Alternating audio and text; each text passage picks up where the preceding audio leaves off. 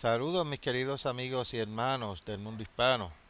Les habla Carlos D. Aponte de la continuación de la Iglesia de Dios y hoy voy a continuar con la segunda parte del sermón relacionado a los diezmos.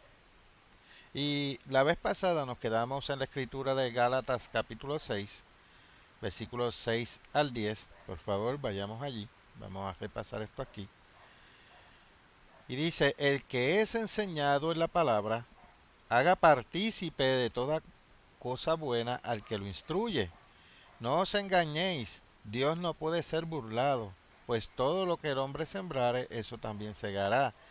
Porque el que siembra para su carne, de la carne segará corrupción, mas el que siembra para el espíritu, del espíritu segará vida eterna. No nos cansemos, pues, de hacer bien, porque a su tiempo segaremos si no desmayamos. Así que, según tengamos oportunidad, hagamos bien a todos y mayormente a los de la familia de la fe. Esto también demuestra que el dinero es algo para compartir. Ahora bien, Hebreos 7 muestra además que el dinero al que la iglesia tenía derecho incluía los diezmos que antes se habían pagado a los levitas. Y Jesús enseñó no solo de pan vivirá el hombre, sino de toda palabra que sale de la boca del Eterno, como está escrito en Mateo capítulo 4, versículo 4, que es como trato de vivir mi vida. Jesús también enseñó, mi comida es que se haga la voluntad del que me envió y que acabe su obra. Juan capítulo 4, versículo 34.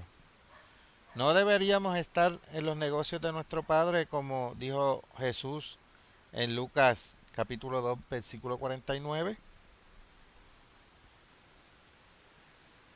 Los levitas, en promedio, estaban mejor financieramente que las otras tribus de Israel. Esto también es consistente con los registros de la historia secular. El sumo sacerdote también era probablemente el hombre más rico de todo Israel. Sin embargo, si los levitas solo recibieran el 10% del crecimiento neto de la riqueza agrícola, después de que la gente comiera lo que necesitaban, como ahora enseñan algunos que se han apartado de la fe, los levitas no habrían podido sobrevivir. Recordemos lo que Pablo escribió específicamente en Primera de Timoteo, capítulo 5, versículos 17 y 18. Vayamos allá, por favor. Primera de Timoteo, capítulo 5, versículos 17 y 18. Los ancianos que gobiernan bien sean tenidos por dignos de doble honor, mayormente los que trabajan en predicar y enseñar. Pues la escritura dice, no pondrás bozal al buey que trilla, y digno es el obrero de su salario. La expresión doble honor se refiere aquí al sueldo o salario. Bien, ahora pasemos a Marcos capítulo 12 y leeremos los versículos 42 y 43. Y vino una viuda pobre y echó dos blancas, o sea, un cuadrante. Entonces, llamando a sus discípulos, les dijo, de cierto os digo que esta viuda pobre echó más que todos los que han echado en el arca. Jesús elogió a la viuda. Jesús elogió a esta viuda pobre que pagó todo su dinero. Si usted da un mínimo del 10%, usted lo está haciendo bien. Algunas personas tienen la fe para dar como Dios manda, pero la mayoría no. Ahora vayamos a Mateo, Mateo capítulo 13, versículo 44 al 46. Además, el reino de los cielos es semejante a un tesoro escondido en un campo, el cual un hombre halla y lo esconde de nuevo. Y gozoso por ello va y vende todo lo que tiene y compra aquel campo. También el reino de los cielos es semejante a un mercader que busca buenas perlas, que habiendo hallado una perla preciosa fue y vendió todo lo que tenía y la compró. La mayoría de las personas no tienen la fe para dar como deberían. Muchos no valoran el reino de Dios, valoran más el dinero. Y en cuanto a ser pobre o de bajos recursos, de cualquier manera debemos cumplir con Dios, pagando los diezmos, independientemente de nuestros ingresos. Creo que diezmar es un acto de fe. Y no importa cuán difícil parezca a veces. Dios siempre ha permitido que funcione. Incluso cuando el papel no existía. El diezmar es su decisión, si lo hace o no lo hace. Pero en lo que respecta a la Biblia, el diezmo de todo es claramente bíblico. Los ministros tienen derecho a ser pagados. Si bien es cierto que algunos en el Nuevo Testamento dieron ofrendas más grandes de lo que necesitaban, no fue necesario. Veamos un ejemplo, o como hay un ejemplo, ¿verdad? En Hechos capítulo 5 versículo 4, no voy a ir allá ahora. Los diezmos y las ofrendas son la forma bíblicamente correcta de apoyar a la iglesia, como está establecido en Malaquías capítulo 3 versículo 8. Y algunos en la Biblia han razonado que podían dar cualquier tipo de ofrenda que quisieran y que eso era todo lo que Dios quería. Vayamos a Génesis capítulo 4 y vamos a leer los versículos del 1 al 7. Conoció Adán a su mujer Eva, la cual concibió y dio a luz a Caín, y dijo: por voluntad del Eterno he adquirido varón. Después dio a luz a su hermano Abel, y Abel fue pastor de ovejas, y Caín fue labrador de la tierra. Y aconteció, andando el tiempo, que Caín trajo del fruto de la tierra una ofrenda al Eterno. Y Abel trajo también de los primogénitos de sus ovejas y de lo más gordo de ellas. Y miró el Eterno con agrado a Abel y a su ofrenda, pero no miró con agrado a Caín y a la ofrenda suya. Y se ensañó Caín en gran manera y decayó su semblante. Entonces el Eterno dijo a Caín: ¿por qué te has ensañado y por qué ha decaído tu semblante? Si bien hicieres, ¿no serás enaltecido? Y si no hicieres bien, el pecado está a la puerta. Con todo esto, a ti te será su deseo y tú te enseñorearás de él. Bien, Abel dio como Dios quería que lo hiciera. Pero Caín tenía otras ideas. Caín creyó que su ofrenda estaba bien y Dios lo vio de otra manera. Tampoco Caín es el único. Vayamos a Malaquías capítulo 1 y vamos a leer el versículo 7 y 8. ¿En qué ofrecéis sobre mi altar pan inmundo y dijisteis: ¿en qué te hemos deshonrado? ¿En qué pensáis que la mesa del Eterno es despreciable? Y cuando ofrecéis el animal ciego para el sacrificio, ¿no es malo? Asimismo, cuando ofrecéis el cojo o el enfermo, No es malo, preséntalo, pues, a tu príncipe. ¿Acaso se agradará de ti o le serás acepto? Dice el Eterno de los ejércitos. ¿Estarían complacidos los líderes físicos con ofrendas pobres en lugar de sus impuestos? No. Dios tampoco se agrada de las ofrendas inadecuadas de aquellos que no diezman. Pero si las ofrendas de uno son al menos tanto como un diezmo, parecería estar bien.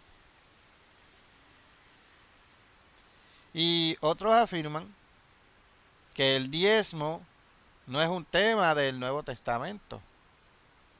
Entonces, ¿por qué sería necesario para los cristianos?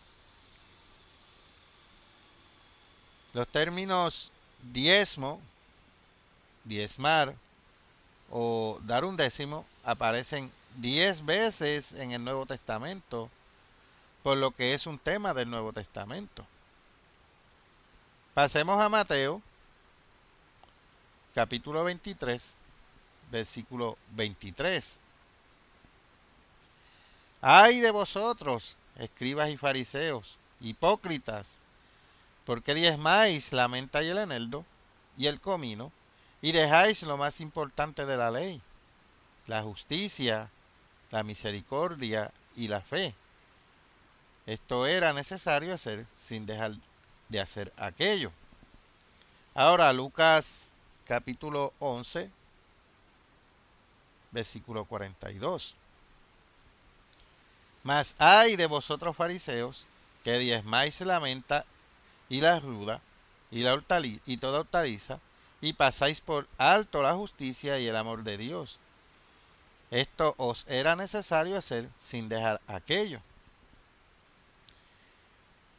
Eso es lo que Jesús enseñó. Ahora veamos qué enseña el libro de los Hebreos, escrito por el apóstol Pablo. Pasemos a Hebreos capítulo 7. Hebreos capítulo 7 y leamos los versículos 1 y 2.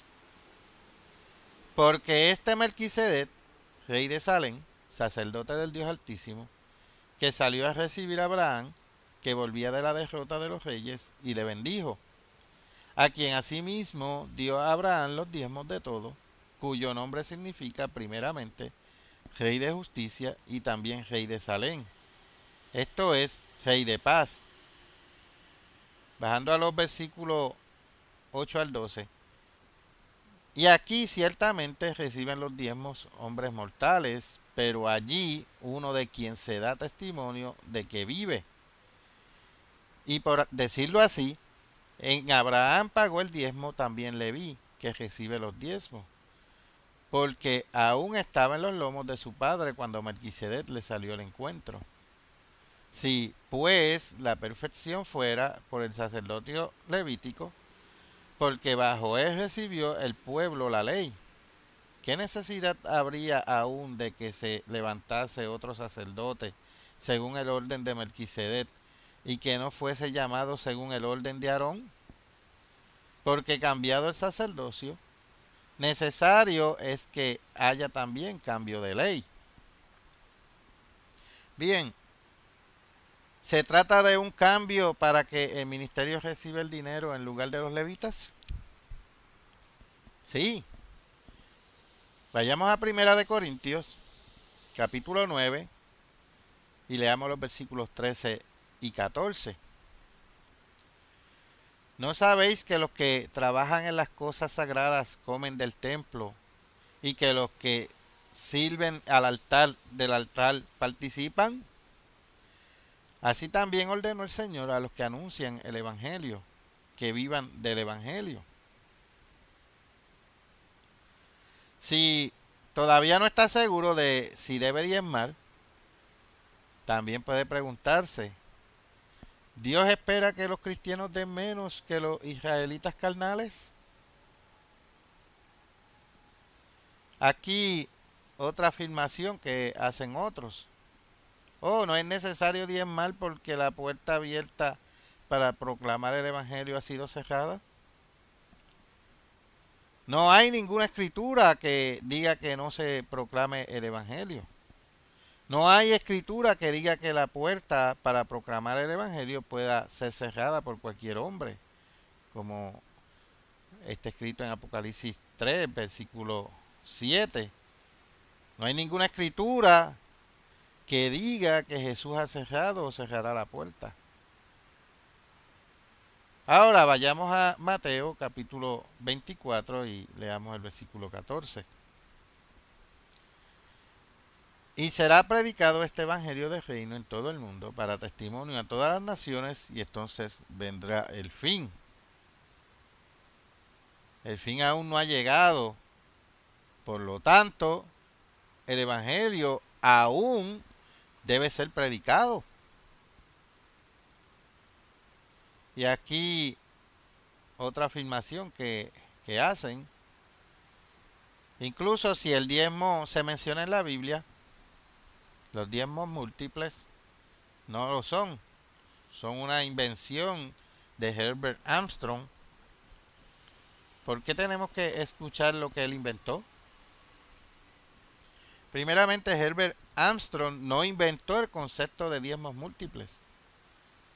La Biblia dice en Deuteronomio capítulo 14, vamos allá, Deuteronomio capítulo 14, vamos a leer los versículos del 22 al 26. Indefectiblemente diezmarás todo el producto del grano que rindiere tu campo cada año, y comerás delante del Eterno tu Dios en el lugar que él escogiere para poner allí su nombre. El diezmo de tu grano, de tu vino y de tu aceite, y las primicias de tus manadas y de tus ganados, para que aprendas a temer al Eterno tu Dios todos los días. Y si el camino fuere tan largo que no puedas llevarlo, por estar lejos de ti el lugar que el Eterno tu Dios hubiera escogido para poner en él su nombre, cuando el Eterno tu Dios te bendijere, entonces lo venderás y guardarás el dinero en tu mano, y vendrás al lugar que el Eterno tu Dios escogiere, y darás el dinero por todo lo que deseas, por vacas, por ovejas, por vino, por sidra, o por cualquier cosa que tú deseares, y comerás allí delante del Eterno tu Dios, y te alegrarás tú y tu familia. Bajando al versículo 28, al fin de cada 3 años sacarás todo el diezmo de tus productos de aquel año y lo guardarás en tus ciudades. Y vendrá el levita que no tiene parte ni heredad contigo, y el extranjero, el huérfano y la viuda que hubiere en tus poblaciones, y comerán y serán saciados, para que el Eterno tu Dios te bendiga en toda obra que tus manos hicieren. Dios específicamente llama al tercer diezmo uno santo. Vayamos a Deuteronomio, capítulo 26, y leamos los versículos 12 y 13. Cuando acabes de diezmar todo el diezmo de tus frutos en el año tercero, el año del diezmo también darás también al levita, al extranjero, al huérfano y a la viuda, y comerán en tus aldeas y se saciarán. Y dirás delante del Eterno tu Dios: he sacado lo consagrado de mi casa, y también lo he dado al levita, al extranjero, al huérfano y a la viuda, conforme a todo lo que me has mandado. No he transgredido tus mandamientos, ni me he olvidado de ellos. La expresión diezmos, en plural de diezmo, se usa 17 veces en el Antiguo Testamento. El hecho de que hay múltiples diezmos también se confirma en el Nuevo Testamento. Veamos lo que un fariseo declaró. Vayamos a Lucas. Lucas capítulo 18. Vamos a leer el versículo 12. Ayuno 2 veces a la semana. Doy diezmo de todo lo que gano. Ahora pasemos a Hebreos capítulo 7, versículo 5.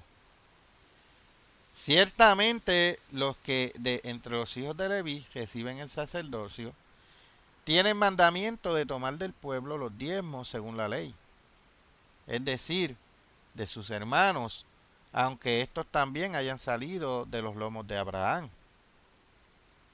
Bajando al versículo 9, y por decirlo así, en Abraham pagó el diezmo también Leví, que recibe los diezmos. Aquellos que no pagan el tercer diezmo no pueden orar la oración que Dios dice que se haga en Deuteronomio 26, versículos 13 al 15. Demos un vistazo a esto. Deuteronomio, capítulo 26, versículos 13 al 15. Y dirás delante del Eterno tu Dios: he sacado lo consagrado de mi casa, y también lo he dado al levita, al extranjero, al huérfano y a la viuda, conforme a todo lo que me has mandado. No he transgredido tus mandamientos, ni me he olvidado de ellos. No he comido de ello en mi luto, ni he gastado de ello estando yo inmundo, ni de ello he ofrecido a los muertos. He obedecido a la voz del Eterno mi Dios. He hecho conforme a todo lo que me has mandado. Mira desde tu morada santa, desde el cielo, y bendice a tu pueblo Israel y a la tierra que nos has dado, como juraste a nuestros padres, tierra que fluye leche y miel. Ahora pasemos al libro de Levítico, capítulo 25, y vamos a leer desde el versículo 1 al 7. El Eterno habló a Moisés en el monte de Sinaí, diciendo: habla a los hijos de Israel y diles: cuando hayáis entrado en la tierra que yo os doy, la tierra guardará reposo para el Eterno. 6 años sembrarás tu tierra, y 6 años podará tu viña, y recogerá sus frutos. Pero el 7º año la tierra tendrá descanso, reposo para el Eterno. No sembrarás tu tierra, ni podarás tu viña. Lo que de suyo naciere en tu tierra segada, no lo segarás, y las uvas de tu viñedo no las vendimiarás. Año de reposo será para la tierra. Mas el descanso de la tierra te dará para comer a ti, a tu siervo, a tu sierva, a tu criado y a tu extranjero que morare contigo, y a tu animal y a la bestia que hubiere en tu tierra, será todo el fruto de ella para comer. Debido al 7º año de liberación, de descanso, el tercer diezmo se recaudaba solo para los años 3 y 6 de un ciclo de 7 años. El ciclo se basaba en el año civil en el calendario hebreo y comenzaba con el primer día del 7º mes, llamado Tishri o Etanín. Algunos han usado el año eclesiástico, por lo que lo han calculado a partir del primer día del primer mes, llamado Nisan o Abid. Mi preferencia es el cálculo a partir del 7º mes, ya que eso parece históricamente lo que hicieron los hijos de Israel. Además tiene sentido si uno está financiando ir a la fiesta de los tabernáculos del segundo diezmo, que es lo que hacen los cristianos de la Iglesia de Dios hoy. Veamos lo que Pablo dijo en Hechos, capítulo 18, versículo 21. Sino que se despidió de ellos, diciendo: es necesario que en todo caso yo guarde en Jerusalén la fiesta que viene, pero otra vez volveré a vosotros, si Dios quiere, y zarpó de Éfeso. El dinero tenía que venir de alguna parte para llegar allí. Recuerden que Pablo escribió: sed imitadores de mí como yo de Cristo. Primera de Corintios capítulo 11 versículo 1. Y Jesús dijo: subid vosotros a la fiesta. Pero después que sus hermanos habían subido, entonces él también subió a la fiesta. Juan capítulo 7 versículo 8 y 10. El segundo diezmo sostiene la asistencia a la fiesta. el que usted pueda ir a celebrar la fiesta de los tabernáculos. El historiador judío Josefo, Flavio Josefo, escribió 1800 años antes del nacimiento de Herbert W. Armstrong y escribió lo siguiente: además de esos 2 diezmos que ya os he dicho que debéis pagar cada año, uno para los levitas y otro para las fiestas, cada tercer año traeréis un tercer diezmo para repartir entre los que tengan necesidad. Eso está en el libro de Flavio Josefo, Antigüedades de los Judíos, libro cuarto, capítulo 8, párrafo 22. Otro escritor secular confirmó esto incluso antes en Tobías 1, 6 y 8 al 8. Y dice: tomando las primicias y los diezmos de mis frutos y las primeras esquilas, los daría a los sacerdotes, los hijos de Aarón, en el altar. De todo mi producto daría la 10ª parte a los hijos de Leví, que ministraban en Jerusalén. El segundo 10º lo vendería e iría a gastar cada año en Jerusalén. El tercer 10º lo daría a aquellos a quienes estaba obligado. Por lo tanto, los diezmos múltiples no fueron una invención de Herbert Armstrong, y se entendió que existían en la época de Jesús. El concepto del segundo y tercer diezmo fue algo que Herbert Armstrong afirmó en su sermón del 17 de diciembre del 83 como una de las verdades restauradas a la era de Filadelfia de la Iglesia de Dios.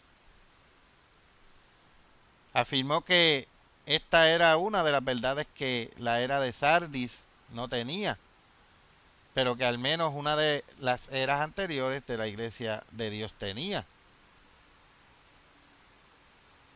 Aquí voy a leer una cita que explica por qué la Iglesia de Dios Universal solía creer que al menos una parte de la era de Tiatira de la Iglesia pagaba múltiples diezmos. Comienzo a leer esta cita. Para la realización directa de la obra, primer diezmo y ofrendas. Note eso en Números 18, 21. Lo que Morel luego menciona es un segundo diezmo para aquellos que viajan hacia y desde los festivales, hombres caminantes, y a continuación el tercero a los pobres. Véase la explicación en Deuteronomio 14. Los asistentes a la fiesta que tenían más segundo diezmo de lo que necesitaban compartían su exceso con los que tenían necesidad, así como lo hacen hoy. Lección 51 de 1968, curso por correspondencia de el Ambassador College. Y la mujer huyó al desierto donde tiene lugar preparado, Apocalipsis capítulo 12, versículo 6. Por lo tanto, incluso si uno argumenta que el diezmo múltiple no es necesariamente un mandato específico del Nuevo Testamento, los antisabatarios hacen argumentos similares. Uno debe reconocer que los diezmos múltiples han sido una práctica y tradición de la verdadera Iglesia de Dios durante algún tiempo. Y nosotros, en la continuación de la Iglesia de Dios, enseñamos el primer y segundo y tercer diezmo. Algunos han preguntado, ¿los pobres tienen que pagar el tercer diezmo? La posición general de la Iglesia de Dios ha sido que, dado que el tercer diezmo es para los pobres, no necesariamente tienen que pagarlo. Sin embargo, mi punto de vista personal es que aquellos que no pagan el tercer diezmo porque son pobres, es muy probable que sigan siendo pobres para siempre. Otros afirman que el diezmo cesó debido a 1 Samuel 8. Y este argumento sin sentido es esencialmente un giro falso del significado de lo siguiente. Vayamos a Primera de Samuel, capítulo 8, comenzando en el versículo 10 y leeremos hasta el versículo 18. Y refirió Samuel todas las palabras del Eterno al pueblo que le había pedido rey. Dijo pues, así hará el rey que reinará sobre vosotros, tomará vuestros hijos y los pondrá en sus carros y en su gente de a caballo para que corran delante de su carro. Y nombrará para sí jefes de miles y jefes de cincuentenas, los pondrá a sí mismo a los que aren sus campos y sieguen sus mieses, y a que hagan sus armas de guerra y los pertrechos de sus carros. Tomará también a vuestras hijas para que sean perfumadoras, cocineras y amasadoras. Asimismo tomará lo mejor de vuestras tierras, de vuestras viñas y de vuestros olivares, y los dará a sus siervos. Diezmará vuestro grano y vuestras viñas para dar a sus oficiales y a sus siervos. Tomará vuestros siervos y vuestras siervas, vuestros mejores jóvenes y vuestros asnos, y con ellos hará sus obras. Diezmará también vuestros rebaños y seréis sus siervos, y clamaréis aquel día a causa de vuestro rey, que os habréis elegido, mas el Eterno no os responderá en aquel día. El argumento es supuestamente que la existencia de un gobierno humano que Dios no quería que Israel pidiera diezmo reemplazado. Si este fuera el caso, entonces no habría advertencias para diezmar en libros posteriores de la Biblia, como son Segunda de Crónicas, capítulo 31, versículo 12. Vayamos allá, por favor. Y en ellas depositaron las primicias y los diezmos y las cosas consagradas fielmente, y dieron cargo de ello al levita Conanías, el principal, y Simei, su hermano, fue el segundo. Ahora, vayamos a Nehemías, capítulo 10, y vamos a leer los versículos 37 y 38. Que traeríamos también las primicias de nuestras masas y nuestras ofrendas y del fruto de todo árbol y del vino y del aceite para los sacerdotes, a las cámaras de la casa de nuestro Dios, y el diezmo de nuestra tierra para los levitas, y que los levitas recibirían las décimas de nuestras labores en todas las ciudades, y que estaría el sacerdote hijo de Aarón con los levitas, cuando los levitas recibiesen el diezmo, y que los levitas llevarían el diezmo del diezmo a la casa de nuestro Dios, a las cámaras de la casa del tesoro. Ahora pasemos a Malaquías, capítulo 3, versículo 8 al 10. ¿Robará el hombre a Dios? Pues vosotros me habéis robado, y dijisteis, ¿en qué te hemos robado? En vuestros diezmos y ofrendas. Malditos sois con maldición, porque vosotros, la nación toda, me habéis robado. Traed todos los diezmos al alfolí, y hay alimento en mi casa. Y probadme ahora en esto, dice el Eterno de los ejércitos, si no os abriré las ventanas de los cielos, y derramaré sobre vosotros bendición hasta que sobreabunde. Ahora veamos las palabras de Jesús en Mateo capítulo 23, y vamos a leer el versículo 23. ¡Ay de vosotros, escribas y fariseos, hipócritas! ¿Por qué diezmáis la menta y el eneldo y el comino, y dejáis lo más importante de la ley, la justicia, la misericordia y la fe? Esto era necesario hacer sin dejar de hacer aquello. Los hijos de Israel, que entendían hebreo mejor que los eruditos modernos, no creían que el diezmo fuera abolido debido a 1 Samuel 8. Vayamos a ver otro ejemplo. Lucas capítulo 18, versículo 12. Ayuno 2 veces a la semana Doy diezmos de todo lo que gano.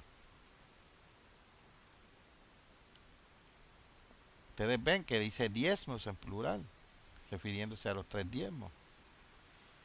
Otra afirmación que tienen es que el tercer diezmo se elimina porque el tío Sam, o sea, Estados Unidos, lo tomó. Esta ha sido la posición de la Iglesia de Dios Unida, aunque la han revisado, así como la de muchos independientes y muchos grupos que alguna vez estuvieron afiliados a la Iglesia de Dios Internacional. Como muestran las escrituras en Deuteronomio, el propósito principal de este tercer diezmo era proveer para los levitas. En segundo lugar, fue para ayudar a mantener al extranjero, al huérfano y a la viuda que hubiera en tus poblaciones, como dice Deuteronomio capítulo 14, versículo 29. A la mayoría de los que ya no creen que se requiere el tercer diezmo, les gusta decir que el gobierno se ha hecho cargo de estas responsabilidades. Además, hay muchos problemas con el sistema de bienestar de los Estados Unidos, lo que significa que no siempre ayuda a aquellos en la Iglesia de Dios que necesitan asistencia. Por lo tanto, las iglesias de Dios que no enseñan a sus miembros a pagar el tercer diezmo se enfrentan con las opciones: número 1, no compensar adecuadamente el ministerio; número 2, no proporcionar asistencia con el tercer diezmo a quienes lo necesitan; número 3, no proporcionar una jubilación para aquellos ministros que intentaron permanecer fieles y finalmente; y número 4, desviando el dinero que debería haber sido utilizado para proclamar el Evangelio, para proporcionar este tipo de ayuda. Lamentablemente, todos estos han sido realizados por aquellos grupos e individuos que ya no creen que los miembros de la iglesia deben pagar el tercer diezmo. Estos son los frutos de no pagar el tercer diezmo. Nosotros, en la continuación de la Iglesia de Dios, enseñamos el tercer diezmo. Además, el extranjero, el huérfano y la viuda que hubiere en tus poblaciones podría en la era de la iglesia señalar a los de otras tierras, especialmente cuando consideras que se nos dice en el Nuevo Testamento. Vayamos allá, vayamos a Gálatas capítulo 6 y vamos a leer el versículo 10. Así que, según tengamos oportunidad, hagamos bien a todos y mayormente a los de la familia de la fe.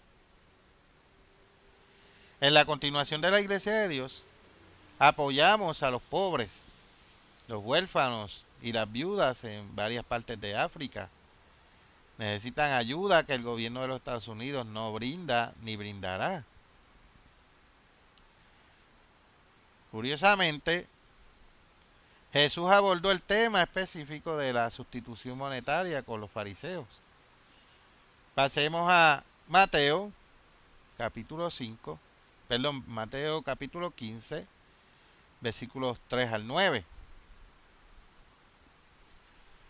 Respondiendo él, les dijo: ¿por qué también vosotros quebrantáis el mandamiento de Dios por vuestra tradición? Porque Dios mandó diciendo: honra a tu padre y a tu madre, y el que maldiga al padre o a la madre muera irremisiblemente. Pero vosotros decís: cualquiera que diga a su padre o a su madre, es mi ofrenda a Dios todo aquello con que pudiera ayudarte, ya no ha de honrar a su padre o a su madre. Así habéis invalidado el mandamiento de Dios por vuestra tradición.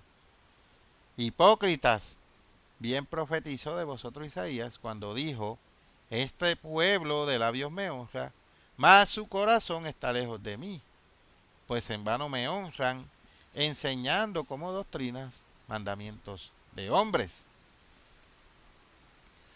Por lo tanto, las palabras de Jesús sugieren que él no apoyó las prácticas de sustitución monetaria autorizadas por los líderes religiosos de su época. ¿Estaría él de acuerdo en que no es necesario pagar el tercer diezmo? Pasemos al libro de Proverbios y leamos el capítulo 28, versículo 27. El que da al pobre no tendrá pobreza, mas el que aparta sus ojos tendrá muchas maldiciones.